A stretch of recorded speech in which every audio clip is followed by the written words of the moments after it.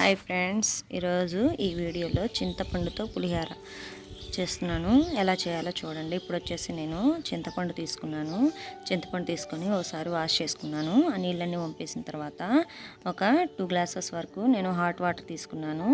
మీరు hot water తీసుకోకుండా stove మీద పెట్టేసైనా మీరు బాయిల్ చేసుకుంటే చింతపండు అనేది ఈజీగా ఉడుకుతుంది. నేను హాట్ వాటర్తో నానబెట్టుకున్నాను. ఇప్పుడంతా నానిపోయిన తర్వాత ఇలా పిసుక్కొని చిల్లులు బేషన్లో వేసుకొని చింతపండుని గుజ్జంతా సపరేట్ చేసుకోవాలి. ఈ విధంగా మొత్తం గుజ్జు వచ్చేంత వరకు మనం చింతపండు గుజ్జును సపరేట్ చేసుకోవాలి. కొంచెం వాటర్ వేసుకొని సపరేట్ చేసుకోవాలి. ఫ్రెండ్స్, మీకు నచ్చినట్లయితే ఈ వీడియో ప్లీజ్ లైక్ చేయండి.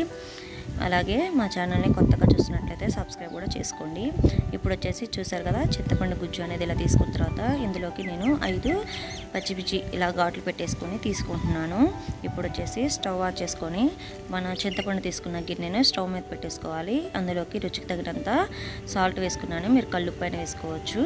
అందులోనే చీలికలకు కట్ చేసుకున్న పచ్చిమిర్చి కూడా అందులో వేసుకొని మనం చక్కగా చింతపండు గుజ్జుని ఉడికించుకోవాలి. చూసారు కదా, మనకి చింతపండు గుజ్జు అనేది ఉడికిపోయింది. ఇప్పుడు స్టవ్ ఆఫ్ చేసుకొని పక్కన పెట్టేసుకుందాం.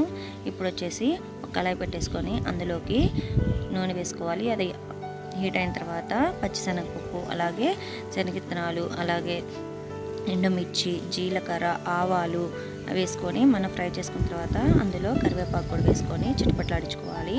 తర్వాత చిటికెడు పసుపు వేసుకోవాలి. ఇప్పుడు స్టవ్ ఆఫ్ చేసుకుని ఎంచుకున్న తర్వాత రైస్ తీసుకుని రైస్ ఇలా పొడిగా తీసుకోవాలి. ఇప్పుడు మనం ముందుగా చింతపండు గుజ్జుని ఉడికించుకున్నాం కదా, అది వేసి ఒకసారి కలుపుకోవాలి.